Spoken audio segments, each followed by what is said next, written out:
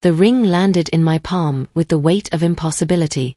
Gold, warm against my trembling fingers, with the familiar scratch near the band where David had caught it on his workshop tools 3 years ago. The same ring I had slipped onto his cold finger before they closed the casket lid forever. "He asked me to give you this," the stranger repeated, his voice steady despite the chaos erupting around us on the clifftop memorial site. My sister Rachel screamed behind me. David's business partner, Thomas, dropped the urn of ashes, ceramic fragments scattering across the rocky ground. But I couldn't look away from the ring, couldn't process what I was holding. The metal felt alive, real, impossible. The man in the dark coat stepped closer, his weathered face kind but urgent. "Mrs. Catherine Hayes, your husband has a message for you. Check the engraving." My hands shook as I turned the ring toward the dying afternoon light. There, etched in fresh script that hadn't existed when I buried my husband 2 weeks ago, was a date, November 18th, 7 p.m., where we first met. November 18th. That was tomorrow. Only David and I knew the significance of that location. The little coffee shop downtown where he'd nervously asked me to be his girlfriend 15 years ago. The same place where he'd proposed 5 years later, stumbling over his words as he pulled out a ring box with trembling hands. The world tilted. My knees buckled, and I would have hit the ground if the stranger hadn't caught my elbow with surprising gentleness. "This isn't possible," I whispered. I watched them lower his casket. I threw dirt on his grave. The man's eyes held secrets I couldn't read. "Sometimes the dead have unfinished business, Mrs. Hayes. Sometimes they need help from the living to make things right." Before you continue with this story, I want to invite you to hit that like button if you're already hooked, subscribe if you haven't already, and drop a comment letting me know where in the world you're watching from. Now, let's dive deeper into this mystery that's about to turn everything I thought I knew upside down. The stranger was already walking away, disappearing into the crowd of mourners who had gathered to honor David's memory. I called after him, but he melted into the shadows between the trees as if he'd never existed at all. Thomas rushed to my side, his usually perfect suit disheveled, ashes smudged across his expensive leather shoes. "Catherine, what just happened? Who was that man?" I closed my fist around the ring, feeling its impossible weight. Thomas had been David's business partner for 7 years, his closest friend. If anyone deserved to know, it was him. But something held me back. Some instinct, sharp and sudden, warned me to keep this secret close. "Just someone paying respects," I lied, slipping the ring into my coat pocket. "Help me clean up the ashes." But as we knelt together, gathering the scattered remains of what I'd believed was my husband, I caught Thomas watching me with an expression I'd never seen before. His jaw was tight, his eyes calculating. When he thought I wasn't looking, he pulled out his phone and typed a quick message. Rachel approached, mascara streaking down her cheeks. "Kathy, I'm so sorry. I can't believe I screamed like that. The man just appeared so suddenly, and with everything that's happened." "It's okay," I said, though nothing felt okay. Nothing had felt okay since that terrible morning 2 weeks ago when the police arrived at my door with news that David's car had been found at the bottom of Miller's Gorge. Accident, they'd called it. Tragic loss of control on a foggy night. But David had driven that road 1,000 times. He knew every curve, every dangerous spot. He was careful, methodical, the kind of man who checked his mirrors twice and never exceeded the speed limit. The funeral director approached our small group with professional sympathy etched into his features. "Mrs. Hayes, I'm terribly sorry about the disruption. Would you like us to schedule another ceremony?" "No." The word came out sharper than I intended. David wouldn't want us to make a fuss. He's at peace now. If only that were true. That night, I sat in our bedroom with the ring on the nightstand, watching it catch the light from the bedside lamp. David's side of the bed remained untouched, his pillow still holding the faint scent of his cologne. The house felt enormous and empty around me, every shadow hiding questions I wasn't sure I wanted answers to. I picked up the ring and examined the engraving again under the bright light. The script was definitely fresh, carved with precision into the inner band. But who had access to David's body? Who knew about our coffee shop? And why would someone go to such elaborate lengths to play such a cruel trick? Unless it wasn't a trick. My laptop sat on David's desk in the corner, and I found myself opening it, navigating to our shared calendar. There it was, November 18th, marked in David's careful handwriting, anniversary of our first date. Coffee shop surprise. He'd planned something for tomorrow before he died. A surprise that was supposed to be his secret. I scrolled through his recent activity, looking for clues I might have missed. David had been working late in the weeks before his death, staying at the office until midnight, coming home exhausted and distracted. When I'd asked about it, he'd kissed my forehead and said, "Just trying to secure our future, Kathy. Nothing for you to worry about." But now I wondered what kind of future had required such secrecy. His email showed regular correspondence with Thomas about client accounts and project deadlines. Nothing unusual there. But buried in his sent folder, I found something that made my blood run cold. An email to our lawyer, dated 3 days before David's death. Need to discuss updating my will immediately. Circumstances have changed. Trust no one with this information. The email had been sent at 2:17 a.m. David never stayed up that late unless something was seriously wrong. I called our lawyer's office, but got the answering service. Of course, it was past business hours. The message would have to wait until morning, but sleep felt impossible now. Questions circled in my mind like vultures, each one darker than the last. Who had wanted David dead? And if he was somehow still alive, why was he hiding from me? I must have dozed off in the chair, because I woke to sunlight streaming through the windows and my phone buzzing with a text from an unknown number. "Don't go alone tonight. He's watching." My heart hammered against my ribs. I typed back quickly, "Who is this? What do you mean?" The response came immediately, "The man who gave you the ring. David is in danger. So are you." Before I could respond, the phone rang. Thomas's name flashed on the screen. "Catherine, good morning. I wanted to check on you after yesterday's incident." That man really shook everyone up. "I'm fine, Thomas. Just tired." "Listen, I've been thinking. Maybe we should postpone the reading of David's will. Give you more time to process everything that's happened." Something cold settled in my stomach. The will reading is scheduled for next week. Why would we postpone it? Thomas's pause lasted a heartbeat too long. "I just thought with your emotional state, it might be too much too soon." "My emotional state is fine," I said firmly. "David would want his affairs settled quickly. You know how he hated leaving loose ends." Of course. You're right. I'll see you at the lawyer's office as planned." After he hung up, I stared at my phone, pieces of a puzzle I couldn't quite see beginning to shift into focus. Thomas had seemed nervous, eager to delay the will reading. But why would David's business partner care about the timing? Unless he had something to hide. I spent the morning researching, digging through public records and business filings. Hayes and Sterling Construction had been thriving under David and Thomas's partnership, landing major contracts throughout the city. But buried in the financial reports, I found irregularities.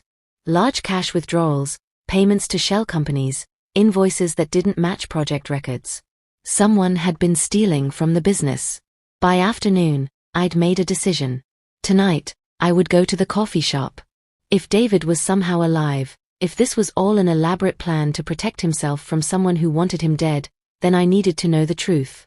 But first, I had one more stop to make. The stranger's warning echoed in my mind as I drove across town to David's office building. "Don't go alone tonight. He's watching." But I couldn't shake the feeling that I was missing something crucial, something hidden in plain sight. The building was nearly empty at 5 p.m., just a few dedicated workers and the cleaning crew. I used David's key card to access his office, my hands shaking as I pushed open the familiar door. Everything looked normal at first glance. His desk was neat, organized the way he always kept it. But when I looked closer, I noticed things were slightly off. Papers had been moved, drawers didn't close quite right, and his computer had been repositioned an inch to the left. Someone had searched his office.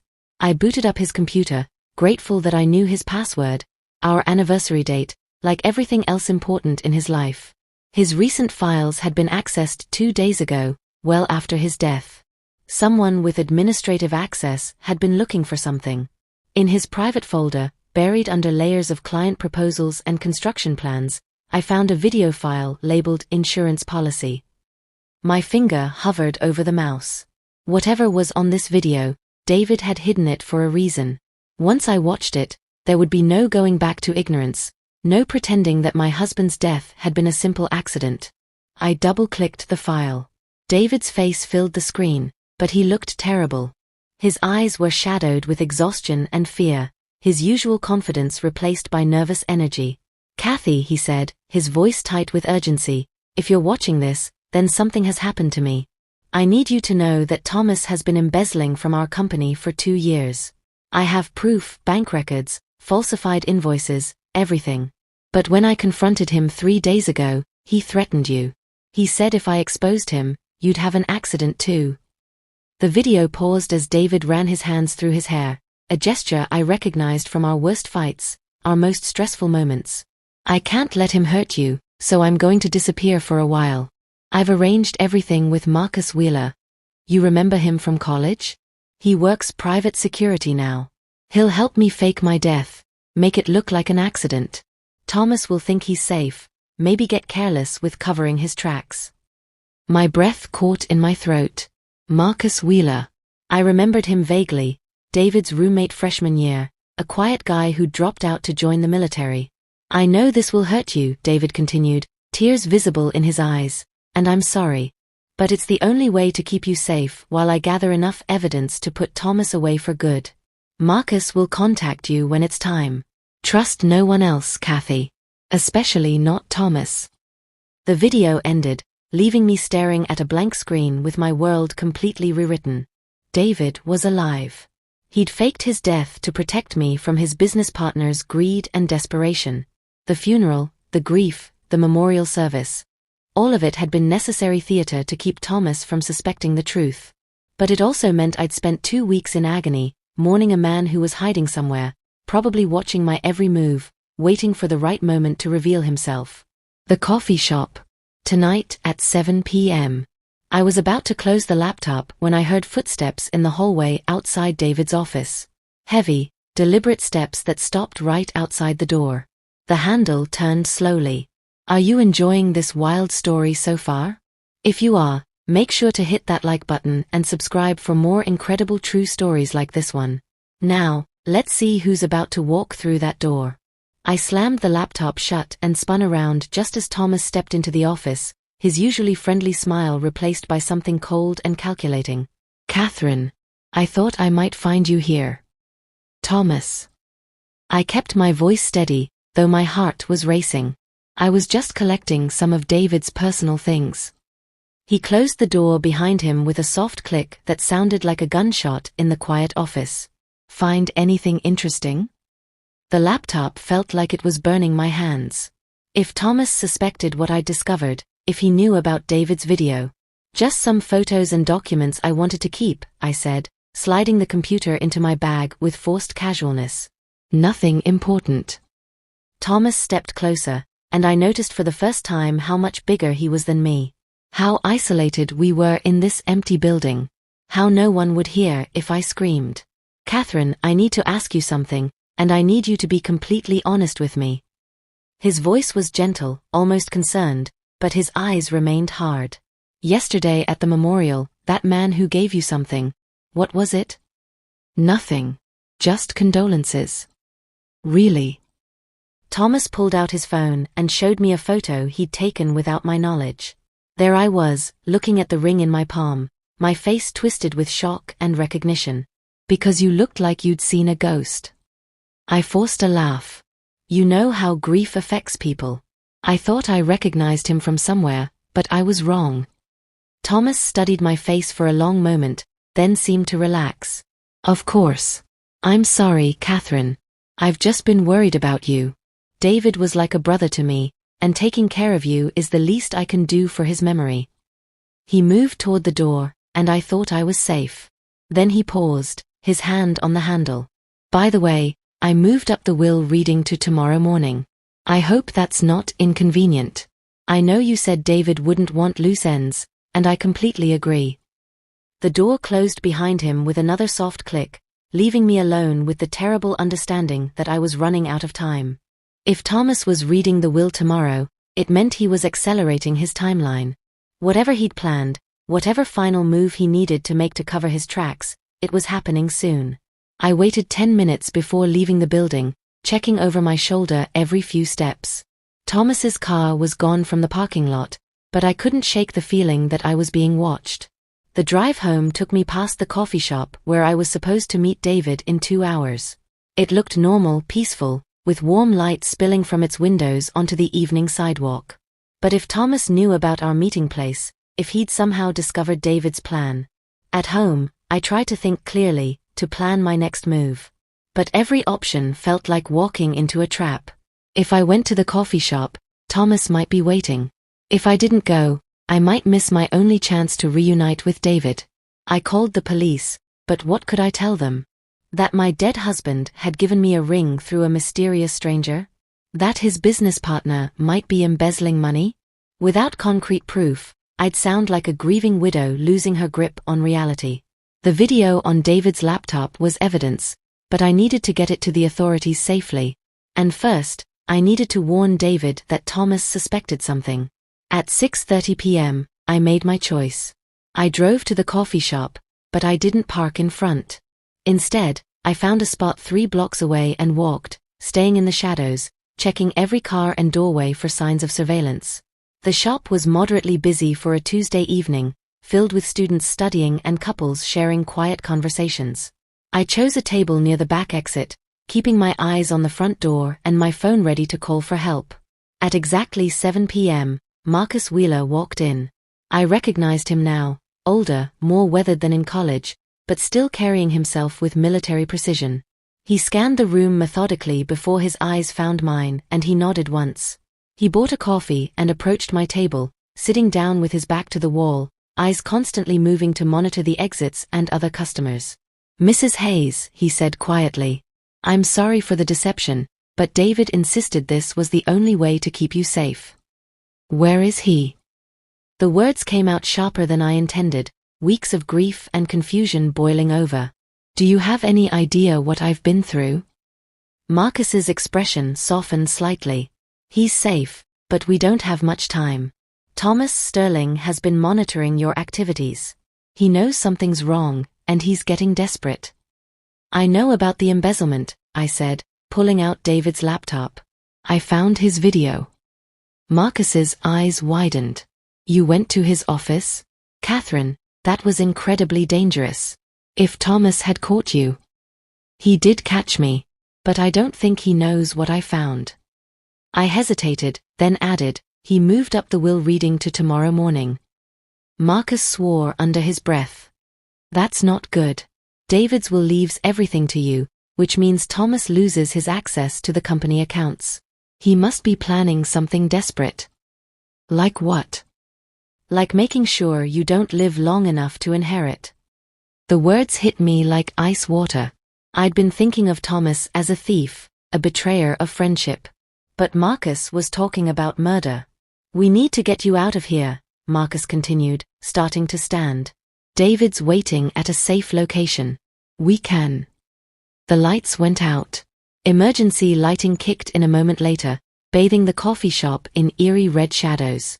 Customers murmured nervously, pulling out phone flashlights, but Marcus grabbed my arm with urgent force. "Move. Now. Back exit." We were halfway to the rear door when I saw Thomas enter through the front, accompanied by 2 men I didn't recognize. He spotted us immediately, his face twisting with rage and desperation. "Catherine!" he called across the shop. "We need to talk." Marcus shoved me toward the exit. "Run." We burst through the back door into the alley behind the coffee shop. Marcus's car was parked 20 feet away, engine running.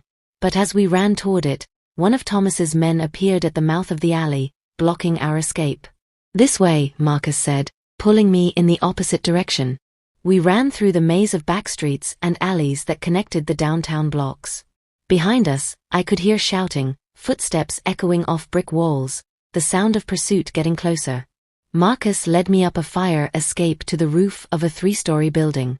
From there, we could see the coffee shop surrounded by police cars, their flashing lights painting the night in alternating red and blue. "Did you call them?" I asked. Marcus shook his head. "Thomas must have. Probably reported a disturbance, maybe claimed you were being kidnapped. He's trying to control the narrative." We made our way across connected rooftops, moving away from the chaos below. Finally, Marcus led me down another fire escape into a parking garage where a different car waited. "David?" I asked as Marcus started the engine. "Safe house on the outskirts of town. We planned for this contingency, but I hoped it wouldn't be necessary." As we drove through the dark streets, I tried to process everything that had happened. My husband had faked his death, his business partner wanted to kill me, and I was now a fugitive from a situation I barely understood. "How long has David known about the embezzlement?" I asked. "He started suspecting 6 months ago when he noticed discrepancies in the books. But he needed time to gather evidence, build a case that would stick. Thomas was careful, smart about covering his tracks." "So David decided to fake his death instead of going to the police?" Marcus's hands tightened on the steering wheel. "Thomas threatened you directly, Catherine. He said if David exposed him, you'd have a tragic accident within 24 hours. David couldn't risk it." The safe house turned out to be a small cabin tucked into the woods about an hour outside the city. No neighbors, no streetlights, just darkness and the sound of wind through pine trees. And there, standing in the doorway with tears streaming down his face, was David. I ran to him without thinking, not caring about the deception or the pain or the elaborate lies. He was alive, solid and warm and real in my arms, and nothing else mattered in that moment. "I'm sorry," he whispered against my hair. "I'm so sorry, Kathy. I never wanted to hurt you, but I couldn't see another way." I held him tighter, breathing in his familiar scent, feeling his heartbeat against my chest. "Don't ever do that to me again," I said. "Whatever happens, we face it together." "Together," he agreed. But our reunion was interrupted by Marcus, who was monitoring police scanners and news reports on his laptop. "We have a problem," he said grimly. "Thomas is spinning this as a kidnapping. He's telling the media that Catherine has been taken by dangerous individuals, possibly the same people responsible for David's death. He's positioned himself as the concerned family friend trying to help the authorities find her." David pulled away from me, his face hard with anger. "He's trying to justify whatever he's planning to do next. If I turn up alive now, he'll claim I kidnapped my own wife, that I faked my death to steal from the company." "What evidence do we have against him?" I asked. David opened a wall safe and pulled out folders full of documents, bank records, forged invoices, email printouts. 2 years of systematic theft. He's stolen almost $500,000, but he's been careful to make it look like legitimate business expenses. "Will it be enough to convict him?" Marcus looked up from his laptop. "It would have been, if we'd had time for a proper investigation. But now that he knows we're onto him, he'll probably try to destroy the evidence and eliminate the witnesses." "You mean us?" "I mean you," David said quietly. "I'm already supposed to be dead. But you inherit everything tomorrow, which makes you the biggest threat to his freedom." I stared at my husband, understanding dawning like a cold sunrise. "He's going to try to kill me at the will reading." "That's what we think. He's probably planning to make it look like grief overwhelmed you, maybe a suicide or another tragic accident." "So what do we do?" David and Marcus exchanged a look that told me they'd already discussed this, already made plans I wasn't going to like. "You don't go to the will reading," David said. "We take the evidence to the FBI, let them handle Thomas." "And let him get away with it?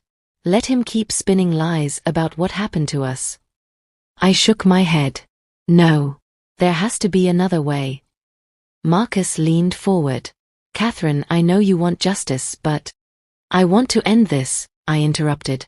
"All of it. The lies, the hiding, the fear. If Thomas wants to confront me at the will reading, then let's give him what he wants." "Absolutely not." David's voice was firm. "I won't let you walk into a trap. It won't be a trap if we control it." I looked between them, an idea forming in my mind. What if Thomas isn't the only one who can manipulate the situation? I spent the next hour outlining my plan while David and Marcus raised increasingly desperate objections. But eventually, they had to admit it could work. It was dangerous, certainly. But it was also the only way to end this nightmare permanently and get our lives back.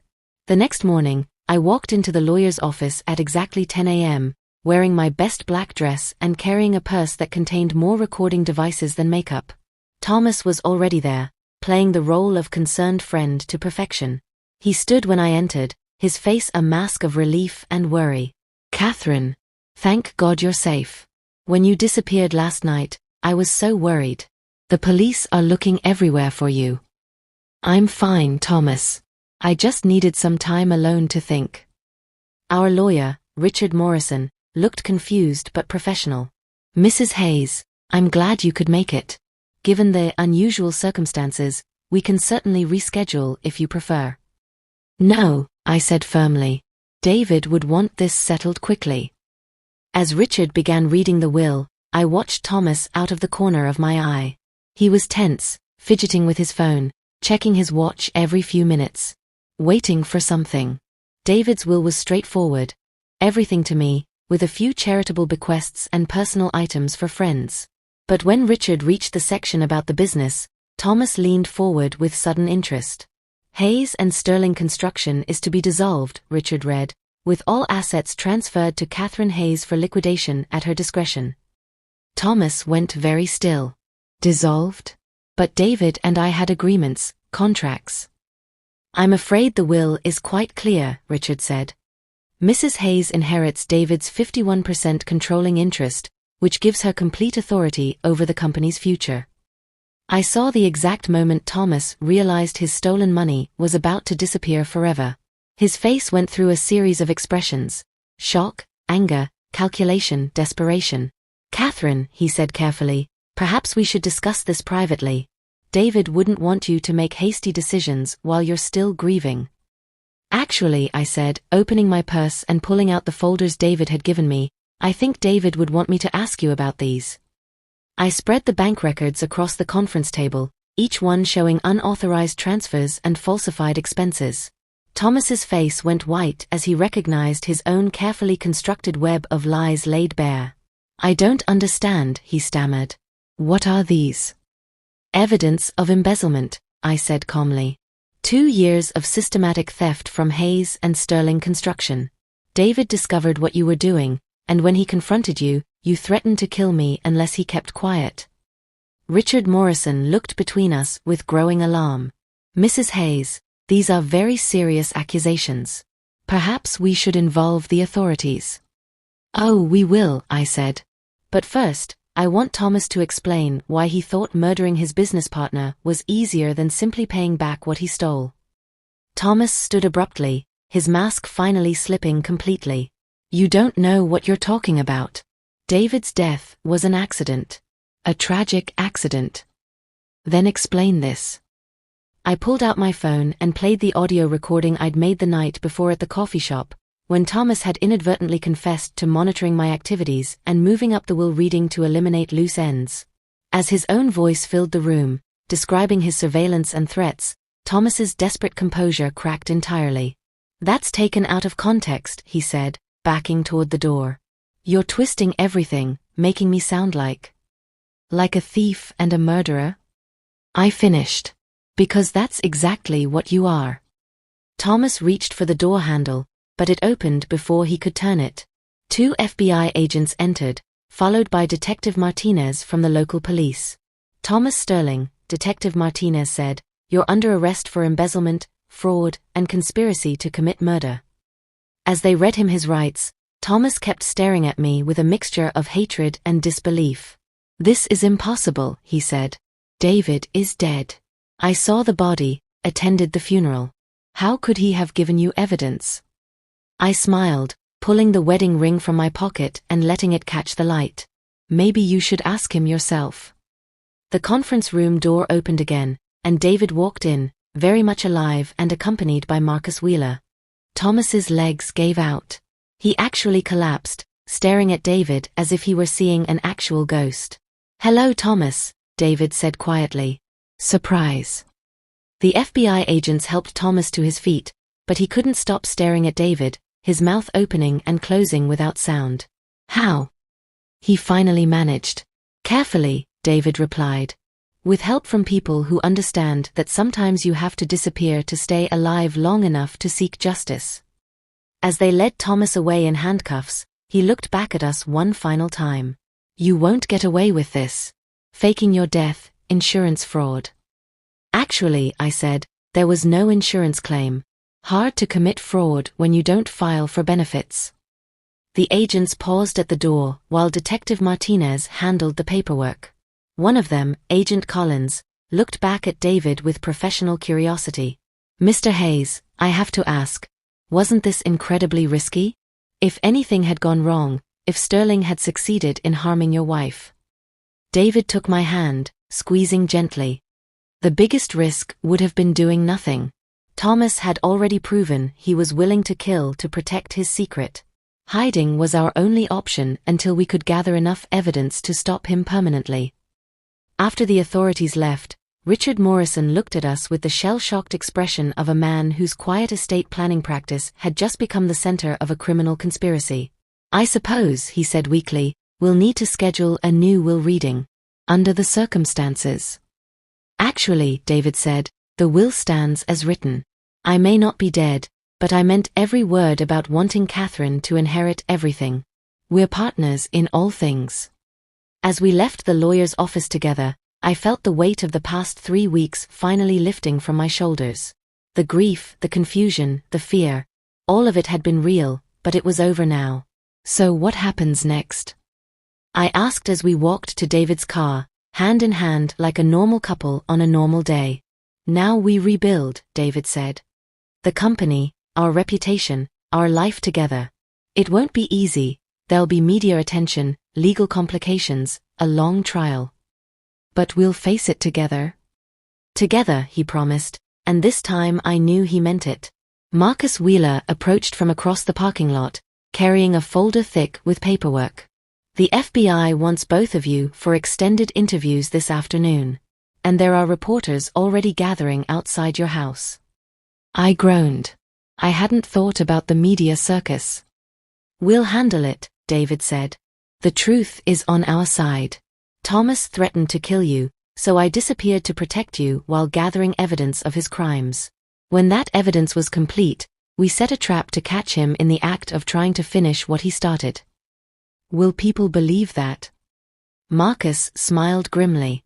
"After they hear Thomas's recorded confessions and see 2 years of documented embezzlement, they'll believe it. The man was stealing money and planning murder. Hard to spin that as the actions of an innocent victim."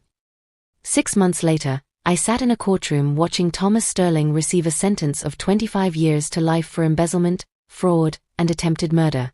The prosecution had built an airtight case around the evidence David had gathered and the recordings we'd made of Thomas's own confessions. His defense team had tried to argue that David's faked death constituted fraud, but without any insurance claims or financial benefits, there was no crime. Self-protection wasn't illegal, even when it required elaborate deception. As the judge read the sentence, Thomas looked back at us one final time. He was thinner now, broken by months of legal battles and public humiliation. But there was still anger in his eyes, still resentment at being outsmarted by the people he'd tried to destroy. David squeezed my hand as Thomas was led away in shackles. "It's over," he said quietly. "Finally." Outside the courthouse, reporters clamored for interviews, but we walked past them without stopping. We'd told our story during the trial, answered every question the prosecutors and defense attorneys could think of. Now we just wanted to go home and start building the life we'd fought so hard to protect. Hayes Construction had been restructured as a sole proprietorship under my control, but David remained as the primary contractor and project manager. We were smaller now, more careful about who we trusted, but also stronger for having survived Thomas's betrayal. The house felt different when we returned that afternoon. Lighter somehow, as if the shadow that had hung over it since David's fake death had finally lifted. We were different too, marked by an experience that had tested every aspect of our relationship and proven that our partnership could survive anything. That evening, as we sat on our back porch watching the sunset, David pulled something from his pocket. It was our wedding ring, the one that had started this entire nightmare, when a stranger pressed it into my palm at his memorial service. "I want you to have this back," he said, holding it out to me, as a reminder that sometimes love means making impossible choices to protect the people who matter most. I took the ring, feeling its familiar weight, remembering the moment when its impossible presence had shattered my understanding of reality and set us on the path to justice. "I don't need a reminder," I said, slipping it back onto his finger where it belonged. "I need my husband to promise me that next time someone threatens our family, we'll face it together from the beginning." David kissed me, sealing the promise with the kind of certainty that had originally made me fall in love with him 15 years ago in a coffee shop downtown. "Together," he said. "Always together." Before we wrap up this incredible story, I want to hear from you. What would you have done in Catherine's situation? Would you have gone to that coffee shop meeting, or played it safe? Drop your thoughts in the comments below. I read every single one and love hearing your perspectives on these wild real-life stories. And if this story kept you on the edge of your seat, make sure you're subscribed so you don't miss the next unbelievable tale. Sometimes the people closest to us harbor the darkest secrets. Sometimes love requires impossible sacrifices and elaborate deceptions. And sometimes, the only way to save a marriage is to fake a death and trust that the truth will eventually set you free. David's ring sits on his finger as I write this, a symbol of promises kept and a love that survived the ultimate test. We learned that day that betrayal can come from the most unexpected places, but we also learned that when two people truly trust each other, they can overcome anything, even death itself. The stranger who handed me that ring at David's memorial service was Marcus Wheeler, following a plan they developed to keep me safe while gathering evidence against Thomas. The fresh engraving was David's way of letting me know he was alive without alerting Thomas to the truth. And the coffee shop meeting was designed to draw Thomas into the open, where we could record his confessions and set the trap that would finally end his reign of theft and terror. It was an elaborate plan born of desperation and love, and it worked exactly as David had hoped it would. But the real victory wasn't putting Thomas behind bars or recovering the stolen money. The real victory was discovering that our marriage was stronger than deception, stronger than fear, and stronger than the worst betrayal we could imagine. Trust, we learned, isn't just about believing what someone tells you. Sometimes it's about believing in them so completely that you're willing to follow them into the darkness, even when you can't see the path ahead. The coffee shop where we first met has become our regular date spot again. Every Tuesday at 7 p.m., we sit at the same table where Marcus delivered David's message, where our nightmare began to transform into our salvation. The owner knows our story now. Everyone in town does, and she always makes sure that table is available for us. Sometimes other customers recognize us, the couple who faked death to catch a killer, but we don't mind. Our story has become something larger than just our personal trauma. It's become a reminder that love can survive anything, that justice is possible even when the system seems stacked against you, and that sometimes the most desperate situations require the most creative solutions. David still works construction, still comes home tired and dusty from long days on job sites. But now when he's late, I don't worry. Now when he gets mysterious phone calls, I trust that he'll explain when he can. We've learned that secrets kept for protection are different from secrets kept for betrayal, and we've promised each other that we'll always know the difference. The memorial service where this all began has taken on new meaning too. Those ashes we scattered on the clifftop weren't David's remains. They were symbolic sand and dust, part of the elaborate staging necessary to convince Thomas that his murder plot had succeeded. But they represented something real, the death of our old naive lives, our old blind trust in people we thought we knew. From those ashes, we built something stronger. Marcus Wheeler has become a permanent part of our lives. No longer just David's college roommate but a trusted friend who helped save our marriage and our lives.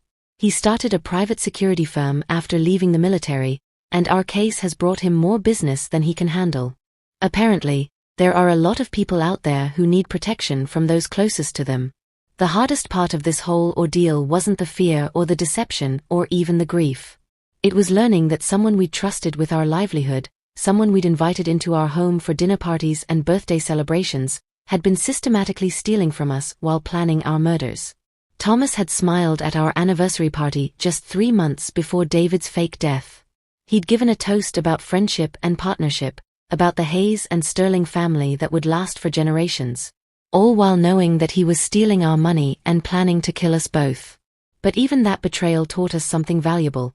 The people who truly love you will go to impossible lengths to protect you, while the people who only pretend to care will reveal their true nature when the stakes get high enough.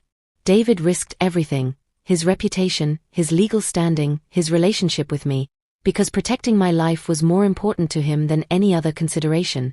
Thomas risked everything too, but for money, for covering up his crimes, for eliminating the witnesses to his greed.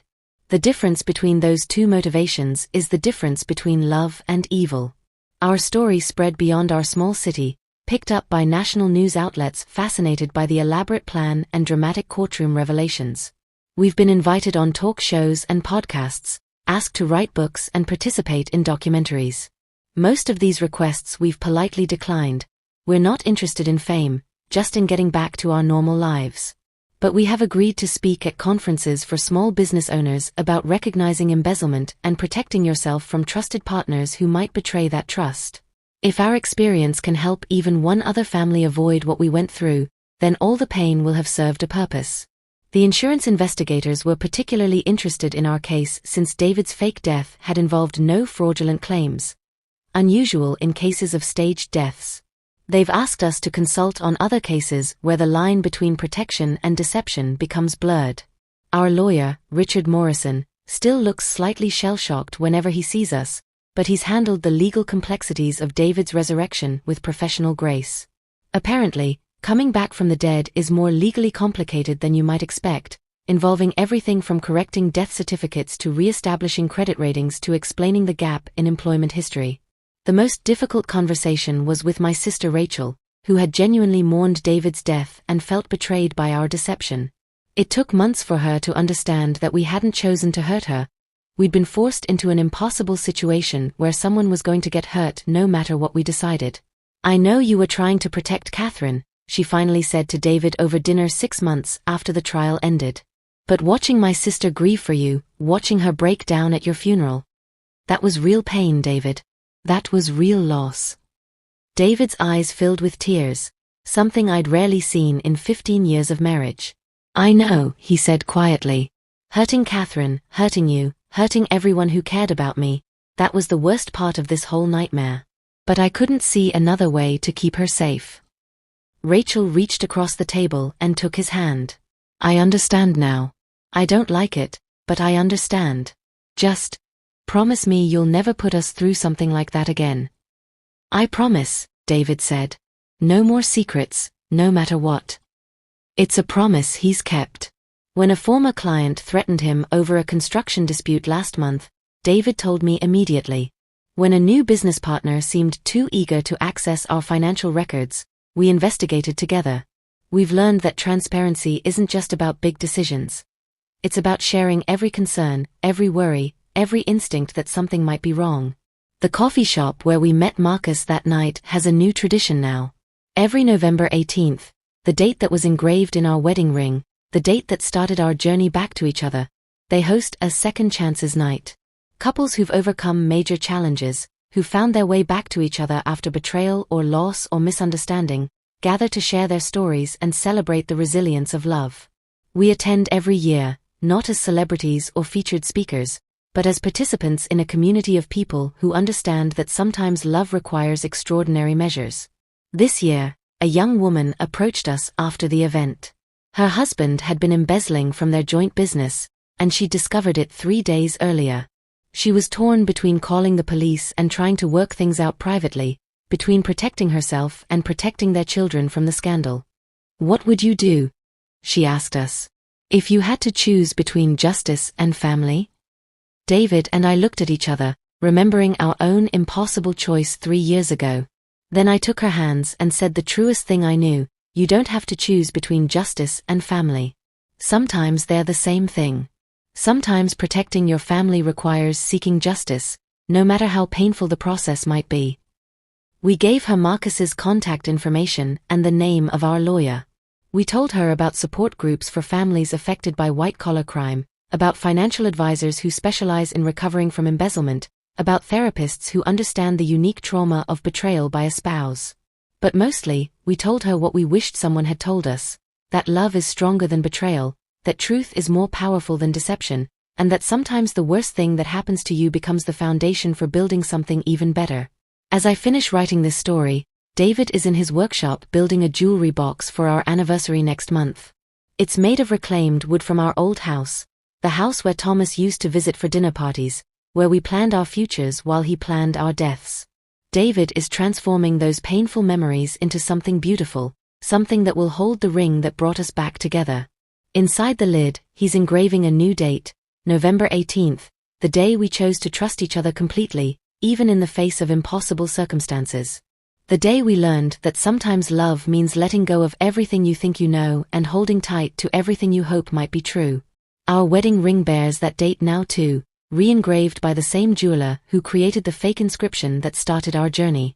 The original engraving is still there underneath, our actual wedding date, but the new one sits beside it as a reminder that marriages, like rings, can be damaged and repaired, made stronger by the process of healing. Thomas Sterling serves his sentence in a maximum security prison 3 states away. We receive occasional updates from the prosecutor's office, but we try not to dwell on what he's doing or how he's coping with the consequences of his choices. His story ended when the judge's gavel fell.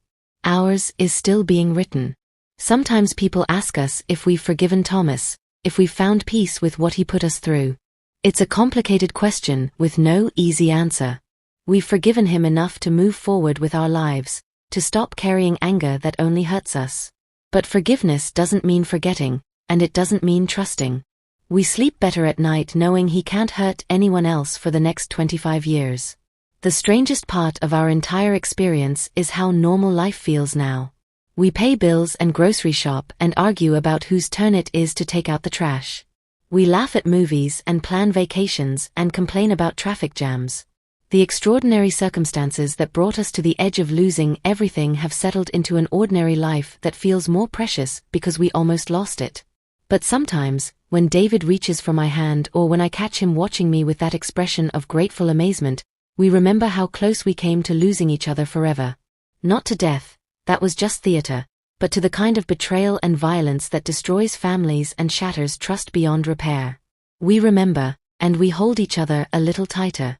Our story teaches us that love isn't just about the good times, the easy choices, the simple promises made at altars in front of family and friends. Love is also about the impossible decisions made in crisis, the trust extended when logic argues against it, the faith maintained when everything visible suggests despair. Love is about a husband willing to fake his own death to protect his wife. Love is about a wife willing to walk into danger because she trusts her partner's plan. Love is about 2 people choosing each other over and over again, even when choosing each other requires choosing uncertainty, risk, and pain. The ring that changed everything sits on David's finger as I type these final words, catching the light from our bedroom lamp, solid and warm and real. It's a symbol of promises kept and secrets revealed, of love that survived the ultimate test and emerged stronger than ever. Tomorrow we'll wake up together, make coffee together, face whatever challenges the day brings together. It's an ordinary miracle, the kind of everyday blessing that only people who've almost lost everything can fully appreciate. And if another stranger ever approaches me with an impossible gift, if another mysterious message turns our world upside down, I'll be ready. Because I've learned that love is the strongest force in the universe, that truth always finds a way to surface, and that sometimes the most devastating betrayals lead to the most powerful victories. I've learned that second chances are real, that justice is possible, and that the people who truly love you will move heaven and earth to keep you safe. Most importantly, I've learned that a marriage tested by fire doesn't just survive, it becomes unbreakable. The stranger who handed me that ring at David's memorial service gave me more than just a piece of jewelry. He gave me back my husband, my future, and my faith in the power of love to overcome impossible odds. And for that gift, I will be grateful for the rest of my life. Thank you for joining me on this incredible journey. If this story moved you, inspired you, or kept you guessing until the very end, Please take a moment to share it with someone who might need to hear about the power of love, trust, and second chances. Your shares and comments mean everything to creators like me who pour our hearts into bringing these amazing true stories to life. Until next time, remember that every ending can be a new beginning, and every betrayal can become the foundation for something stronger.